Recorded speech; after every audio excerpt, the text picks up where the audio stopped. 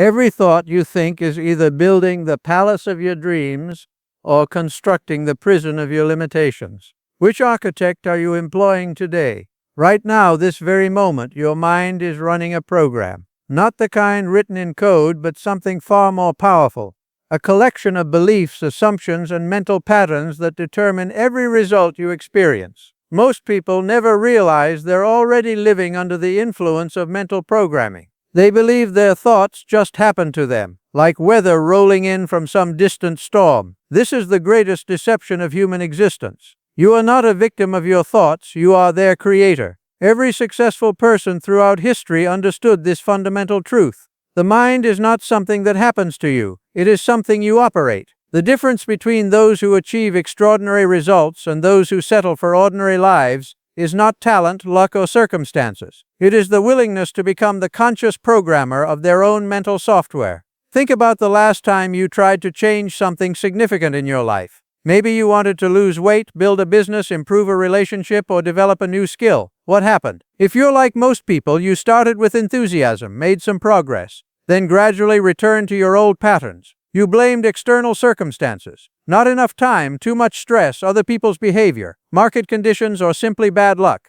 But here's what really happened. Your conscious mind set a new goal while your subconscious mind continued running the old program. It's like trying to drive north while your internal compass points south. No matter how hard you press the accelerator, you'll end up where your compass leads you. The human mind operates exactly like fertile soil. It doesn't judge the seeds you plant. It simply grows whatever you consistently feed it. Plant seeds of doubt and you'll harvest failure. Plant seeds of possibility and you'll harvest success. Plant seeds of limitation and you'll harvest mediocrity. Plant seeds of abundance and you'll harvest prosperity. Most people are unconscious gardeners, allowing random seeds blown by circumstance to take root in their mental soil. They wonder why their lives feel chaotic, why their results are inconsistent, why they can't seem to break through to the next level. They're growing a wild garden and expecting organized results. Successful people understand that mental cultivation is not an accident. It's a science. They don't leave their thoughts to chance any more than a master gardener leaves their crop to chance. They carefully select the mental seeds they plant. They prepare the soil of their consciousness. They tend their thoughts with the same dedication a farmer tends his fields. Here's what most self-improvement approaches get wrong. They focus on changing behavior without changing the program that creates the behavior. It's like repainting a house while the foundation is cracking. The new paint might look good temporarily, but the underlying structure will eventually show through. Real transformation happens when you reprogram the operating system, not when you simply update the applications. When you change the core beliefs that drive your decisions, your behaviors change automatically. When you change your behaviors consistently, your results change inevitably. Consider this. Every belief you hold about yourself, about money, about relationships, about success, about what's possible for your life, where did these beliefs come from? Were they consciously chosen based on careful analysis and deliberate decision? Or were they absorbed unconsciously from parents, teachers, friends, media, and random experiences? For most people, their core beliefs about life were installed before they were 10 years old by people who were operating from their own unconscious programming. It's like receiving a computer with software installed by someone else, then wondering why it doesn't run the programs you want to run. The process of conscious mental programming, what I call positive brainwashing, is simply taking control of this installation process. It's becoming the programmer instead of the programmed. It's choosing your beliefs instead of inheriting them. It's designing your mental software instead of accepting whatever was loaded by default. This isn't about positive thinking or wishful fantasy. This is about understanding how the mind actually works and using that understanding to create the internal conditions that produce external success. Just as there are physical laws that govern the material world, there are mental laws that govern the world of thought and belief. The law of mental programming states that whatever you consistently think about, emotionally engage with, and repeatedly expose your mind to becomes your reality. This happens whether you're conscious of it or not. The question is not whether your mind is being programmed, it's whether you're in charge of the programming. Right now, ask yourself, what thoughts are you thinking most often? What conversations do you have with yourself throughout the day? What stories do you tell yourself about your past, your present, and your future? What do you focus on when you first wake up and just before you fall asleep? These patterns of thought are not neutral. They are actively creating your future experiences. Every repeated thought strengthens certain neural pathways while weakening others. Every emotional reaction reinforces specific beliefs while undermining others. Every story you tell yourself programs your subconscious mind to seek evidence that confirms that story. If you constantly think about what's wrong with your life, your mind becomes an expert at finding problems. If you you consistently focus on what you lack, your mind becomes skilled at noticing scarcity. If you repeatedly tell yourself why something won't work, your subconscious finds ways to prove you right. But the reverse is equally true. When you consistently focus on possibilities, your mind becomes an expert at finding opportunities. When you repeatedly engage with thoughts of abundance, your consciousness expands to notice resources everywhere. When you tell yourself stories of growth and achievement, your subconscious mind aligns your actions with those outcomes. This is not mystical thinking, this is practical psychology. Your brain is constantly filtering millions of pieces of information every second, deciding what to notice and what to ignore. The filter it uses is programmed by your beliefs, expectations, and habitual thought patterns. Change the program, and you change what you notice. Change what you notice, and you change what's available to you. Change what's available to you, and you change your results. The most successful people in every field understand this principle intuitively. They don't wait for external circumstances to improve before they change their internal state. They create the internal state first, then take actions aligned with that state,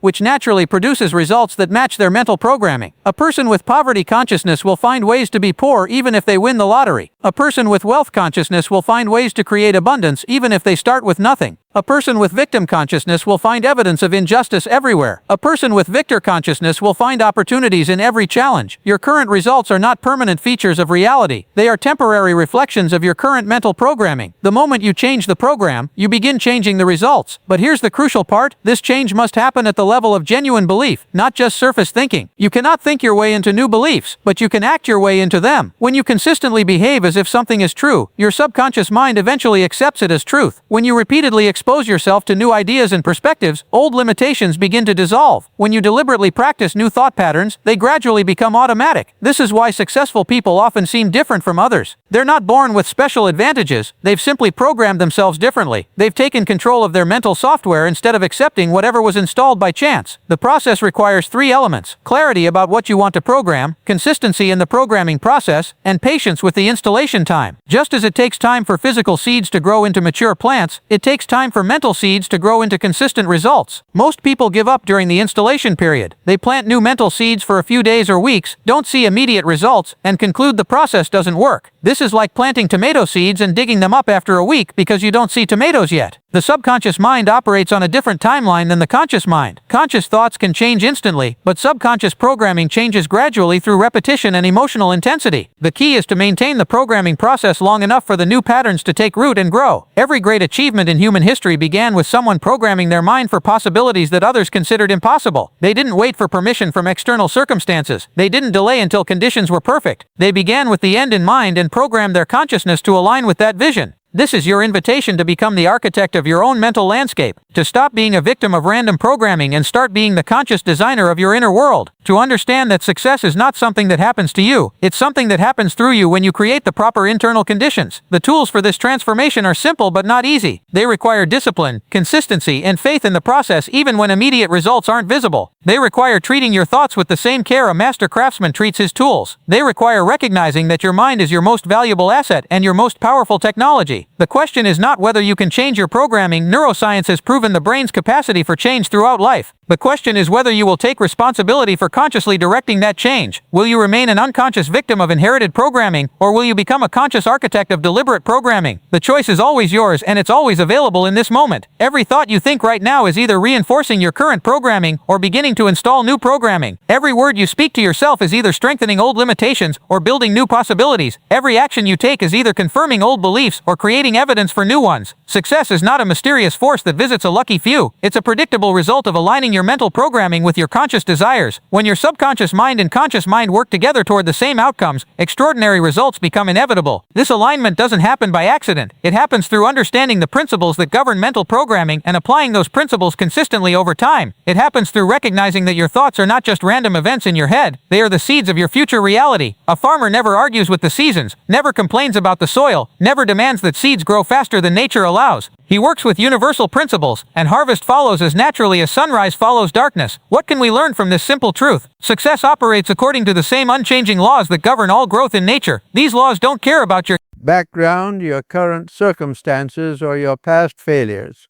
They respond only to correct application, consistent effort, and patient cultivation. Every person who has achieved lasting success has learned to work with these laws rather than against them. They understand that extraordinary results don't come from extraordinary moments. They come from ordinary principles applied extraordinarily well, day after day, season after season. The first universal law is this: circumstances do not make the person, they reveal the person. Your external world is always a reflection of your internal world. When you change what's happening inside, what happens outside must change as well. This isn't philosophy, it's physics. The inner always creates the outer. Most people have this backwards. They wait for circumstances to improve before they improve their internal state. They want to feel motivated before they take action. They want to see results before they commit to the process. They want external validation before they develop internal conviction. But success works in the opposite direction. First, you create the internal conditions, then you take actions aligned with those conditions. Then external results follow as naturally as fruit follows the flower. Think about the last time you were in a garden or walked through farmland. Did you see the farmer arguing with the weather? Did you hear him complaining that the soil wasn't perfect? Did you watch him demanding that his crops grow faster because he needed money sooner? Of course not. The farmer understands something that most people never learn. Nature responds to understanding and cooperation, not to demands and complaints. The farmer studies the seasons, prepares the soil, plants at the right time, tends his crops consistently, and trusts the process even when he can't see progress happening underground. How does this apply to your success? Your mind is the soil, your thoughts are the seeds, your daily habits are the cultivation, and your results are the harvest. Just as a farmer can predict his harvest by observing his planting and tending, you can predict your future by examining your current mental cultivation. What seeds are you planting in the soil of your consciousness every day? Are you fertilizing thoughts of possibility or thoughts of limitation? Are you watering dreams or watering fears? Are you cultivating confidence or cultivating doubt? The quality of your harvest depends entirely on the quality of your seed selection and the consistency of your cultivation. Plant weak seeds inconsistently and you'll get a weak harvest. Plant strong seeds consistently and you'll get a strong harvest. The soil doesn't care about your intentions, it only responds to what you actually plant. This brings us to the second universal law: small actions repeated consistently create compound results that eventually become overwhelming advantages. The farmer doesn't plant all his seeds in one day, then neglect them for months. He tends his crops daily, making small adjustments, providing constant care, and trusting in the power of accumulated effort. Most people overestimate what they can accomplish in a day and underestimate what they can accomplish in a year. They look for dramatic actions that will produce immediate results. They want the excitement of big changes and big breakthroughs. But nature doesn't work that way, and neither does lasting success. The oak tree grows slowly, day by day, season by season, adding ring after ring of strength. The bamboo plant spends years developing its root system underground before shooting up 30 feet in a single season. The river cuts through rock not through force, but through persistence. Your daily habits are like the farmer's daily tending. Each day might seem insignificant by itself, but over time these small, consistent actions compound into extraordinary results. Reading for 30 minutes daily creates vast knowledge over a year. Exercising moderately but consistently creates remarkable fitness over time. Saving small amounts regularly creates significant wealth through compound interest. But here's what most people miss: the compound effect works in both directions. Small negative actions repeated consistently also compound into devastating results. Neglecting your health daily creates disease over time. Avoiding difficult conversations consistently destroys relationships gradually. Procrastinating on important tasks regularly creates crisis and stress. Which direction is your compound effect working? Are your daily habits compounding toward your goals or away from them? Are you making deposits in the bank account of your future self, or are you making withdrawals? The third universal law governs timing and seasons. Everything in life operates in cycles, and understanding these cycles gives you power over your circumstances. Just as the farmer knows when to plant, when to tend, when to harvest, and when to rest, successful people learn to recognize the seasons of their own development. There are seasons for planting new ideas, seasons for nurturing growth, seasons for harvesting results, and seasons for rest and renewal. Trying to harvest during planting season leads to frustration. Trying to plant during harvesting season wastes opportunities. Trying to work during rest season leads to burnout. Right now, what season are you in? Are you in a planting season where you need to learn new skills, develop new habits, and establish new new foundations? Are you in a growing season where you need to maintain consistency, push through challenges, and trust the process even when progress seems slow? Are you in a harvest season where you need to capitalize on opportunities, accelerate your efforts, and maximize your returns? Or are you in a renewal season where you need to rest, reflect, and prepare for the next cycle? Most people fight against their natural seasons instead of working with them. They try to force results during development phases. They give up just before breakthrough phases. They burn out during harvest phases by not taking renewal phases seriously. But here's the crucial insight. You can influence how long each season lasts and how productive each season becomes through your understanding and cooperation with natural rhythms. The farmer who understands soil conditions can extend growing seasons. The farmer who prepares properly can minimize damage from difficult weather. The farmer who plans ahead can maximize harvest efficiency.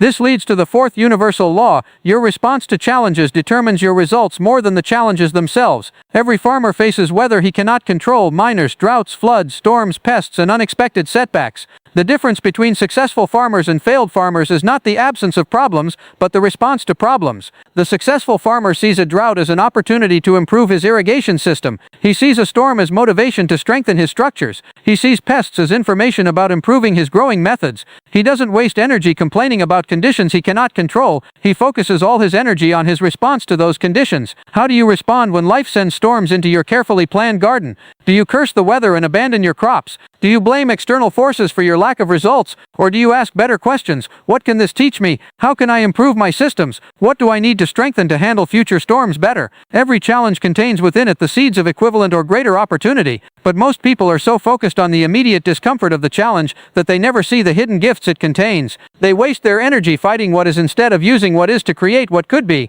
The farmer who loses a crop to drought doesn't conclude that farming is impossible. He studies better irrigation methods. The farmer whose barn gets destroyed by a storm doesn't give up on farming. He builds a stronger barn. The farmer whose crops get diseased doesn't quit growing food. He learns about soil health and plant immunity. Every setback is feedback. Every failure is education. Every disappointment is redirection, but only if you choose to see it that way. Only if you respond like a farmer instead of reacting like a victim. This brings us to the fifth universal law. Preparation during low seasons determines success during high seasons. The farmer doesn't wait until spring to order seeds. He doesn't wait until harvest time to repair his equipment. He doesn't wait until drought to build irrigation systems. The farmer's success during busy seasons depends entirely on his preparation during quiet seasons. While others are resting or complaining, he's sharpening tools, studying techniques, planning improvements, and building systems that will give him advantages when opportunity arrives. What are you doing during your quiet seasons to prepare for your busy seasons? When things are calm, are you building skills that will help you when things get chaotic? When money is flowing, are you building systems that will sustain you when money gets tight? When relationships are smooth, are you building communication skills that will help you when conflicts arise? Most people prepare for success only after success arrives. They wait until they get promoted before they develop leadership skills. They wait until they have money before they learn about investing. They wait until they're in a relationship before they work on their communication abilities. But preparation after opportunity arrives is too late. The farmer who waits until planting season to prepare his soil will miss the growing season. The farmer who waits until harvest time to repair his equipment will lose his crop. Success belongs to those who prepare in private for opportunities that may come in public. While others are sleeping, successful people are studying. While others are complaining, successful people are practicing. While others are consuming, successful people are creating. The sixth universal law reveals the power of systems over goals. Sustainable success comes from building systems that produce desired outcomes automatically, not from pursuing goals through willpower alone. The farmer doesn't achieve his harvest through daily motivation to make plants grow. He achieves his harvest by building systems, irrigation, fertilization, pest control, weather protection, that create optimal growing conditions. Most people focus on goals without building systems. They want to lose weight without building exercise and nutrition systems. They want to build wealth without building income and saving systems. They want better relationships without building communication and conflict resolution systems.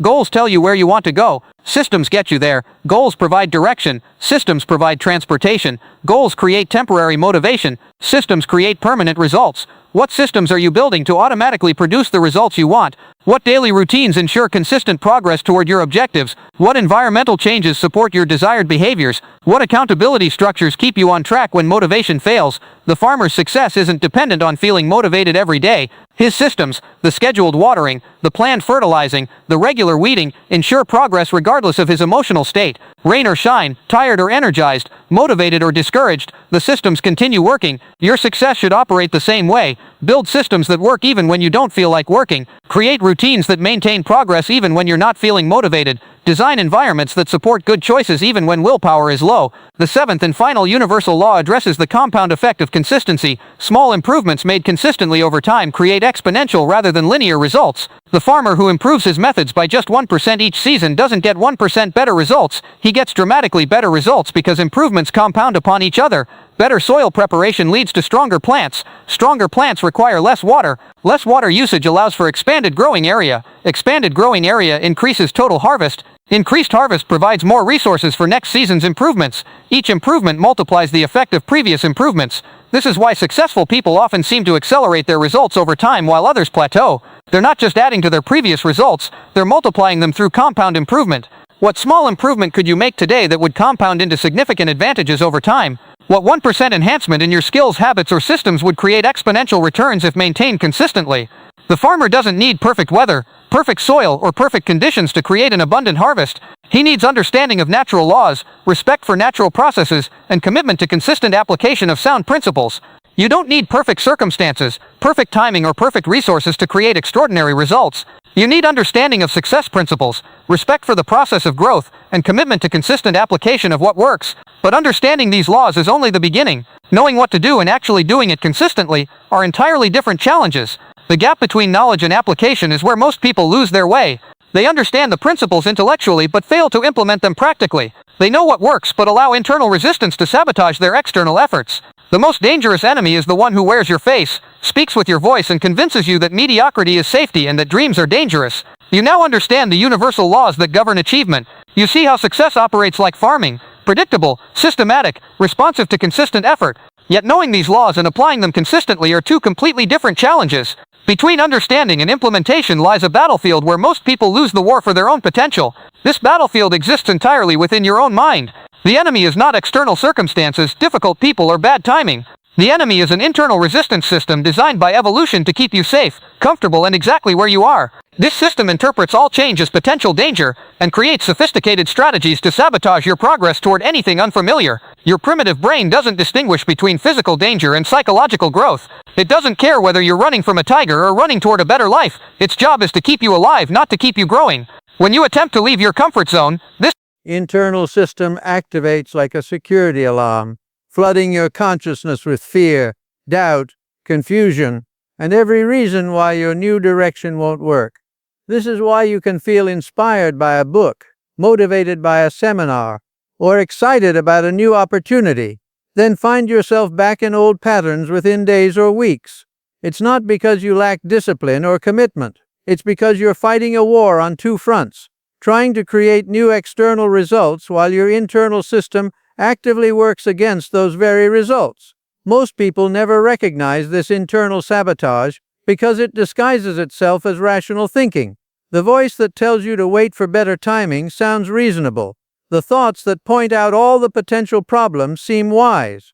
The feelings that pull you back toward familiar territory feel like intuition. But these are not insights, they are the defense mechanisms of a mind that prioritizes survival over growth. Here's how this sabotage typically operates. You decide to start exercising regularly. The first few days go well. Then your internal resistance system activates. Suddenly you have more work than usual. Your schedule becomes impossible. You get sick. Your motivation disappears. You tell yourself you'll start again when things calm down. But things never calm down because your resistance system keeps creating distractions until you abandon the threat to your comfort zone. You decide to start a business. You research. You plan. You get excited about the possibilities. Then the internal sabotage begins. You start focusing on all the businesses that fail. You notice how difficult the market is. You realize how much you don't know. You convince yourself you need more preparation, more money, more skills, more time.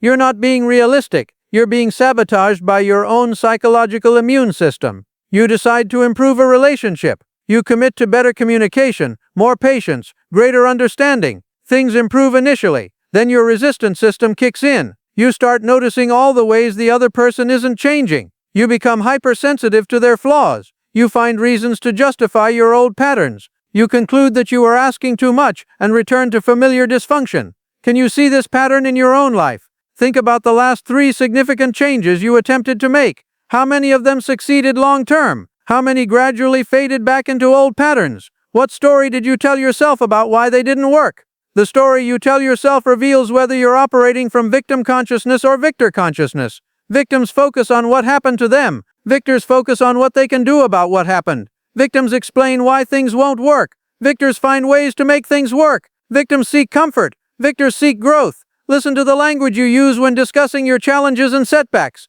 Do you use the language of powerlessness? I can't. I have to. They won't let me. The economy is bad. I don't have time. Or do you use the language of empowerment? I choose. I will. I can learn. I can adapt. I can make time. Your language reveals your programming. When you consistently speak like a victim, you program yourself for victim results. When you consistently speak like a victor, you program yourself for victor results. The words you use to describe your situation actually create your experience of that situation. Mediocre people make decisions based on how they feel in the moment. Successful people make decisions based on where they want to be in the future. Mediocre people avoid discomfort. Successful people understand that all growth requires temporary discomfort. Mediocre people focus on what they can't control. Successful people focus on what they can influence. Mediocre people seek to fit in. Extraordinary people are willing to stand out. Mediocre people want approval from others. Extraordinary people seek approval from their future selves. Mediocre people make excuses for poor results. Extraordinary people take responsibility and make adjustments. Which mindset are you operating from right now? When faced with obstacles, do you ask, why is this happening to me? Or how can I use this to become stronger? When opportunities require effort, do you focus on the work required or the benefits possible? When others succeed, do you look for reasons why they had advantages you don't have? Or do you study what they did that you could apply? These responses aren't fixed personality traits. They're habits of thinking that can be changed through conscious practice. Every time you catch yourself operating from victim consciousness, you have an opportunity to shift into victor consciousness. Every time you notice yourself making excuses, you can choose to make adjustments instead. Every time you feel the pull toward comfort, you can choose growth instead. Here's a simple framework for eliminating these internal resistance patterns: awareness, acceptance, action, and accountability. First, become aware of your self-sabotage patterns without judgment. Notice when your internal resistance system activates. Observe the thoughts, feelings, and behaviors that pull you away from your goals. Don't fight them or judge them. Simply notice them like a scientist studying interesting phenomena. Second, accept responsibility for these patterns without self-attack. Understand that they developed to protect you, even though they now limit you. Accept that you created them unconsciously, and you can change them consciously. Accept that this process takes time and patience with yourself. Third, take specific action to interrupt old patterns and install new ones.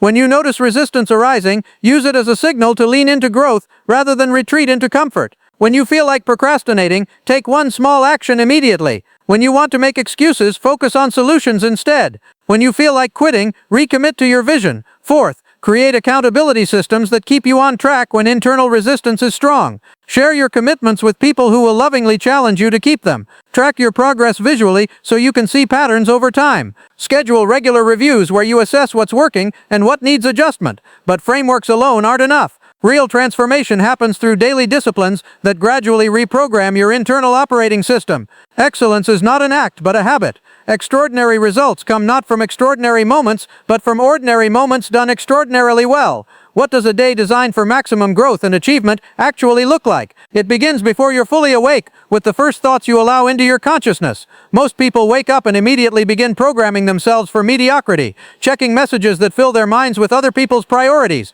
consuming news that focuses their attention on problems they can't solve, or simply allowing random thoughts to set the tone for their entire day. Successful people understand that the first hour after waking and the last hour before sleeping are the most important programming periods of every day. During these times, your subconscious mind is most receptive to new information and new patterns. What you expose your mind to during these periods has disproportionate influence on your thoughts, emotions, and actions throughout the day. Start your day by feeding your mind exactly what you want it to focus on. Read material that expands your thinking. Listen to content that reinforces your goals. Review your vision for your life. Affirm the beliefs that support your success. Visualize yourself successfully completing your most important activities. Set clear intentions for how you want to show up during the day. This isn't wishful thinking. This is strategic mental conditioning. You're programming your subconscious mind to notice opportunities, solutions, and resources that align with your goals. You're priming your brain to operate from possibility rather than limitation, from abundance rather than scarcity, from growth rather than protection. Your morning routine should also include physical practices that create energy and alertness. Movement oxygenates your brain and releases chemicals that enhance mood, focus, and creativity. Even 10 minutes of stretching, walking, or basic exercise can dramatically improve your mental performance throughout the day. Nutrition during your morning hours should prioritize brain function over convenience. Foods that stabilize blood sugar and provide sustained energy support better decision-making than foods that create energy spikes and crashes. Your brain uses 20% of your total energy. Feed it accordingly. Throughout your day, successful people maintain specific practices that keep them aligned with their objectives. They schedule their most important work during their peak energy hours rather than filling that time with routine tasks. They take regular breaks to maintain focus and prevent decision fatigue. They say no to requests that don't align with their priorities, understanding that every yes to something unimportant is a no to something essential. They also practice what I call pattern interrupts, specific techniques for breaking automatic responses that don't serve their goals. When they notice themselves procrastinating, they immediately take one small action. When they catch themselves complaining, they shift to problem solving. When they feel overwhelmed, they focus on the next single step rather than the entire mountain. Successful people treat their energy like their most valuable resource because it is. They protect it from energy drains, negative people, unproductive activities, and environments that don't support their growth. They invest it in energy multipliers, relationships that inspire them, activities that energize them, and projects that align with their deepest values. Your evening routine is equally crucial for long-term success.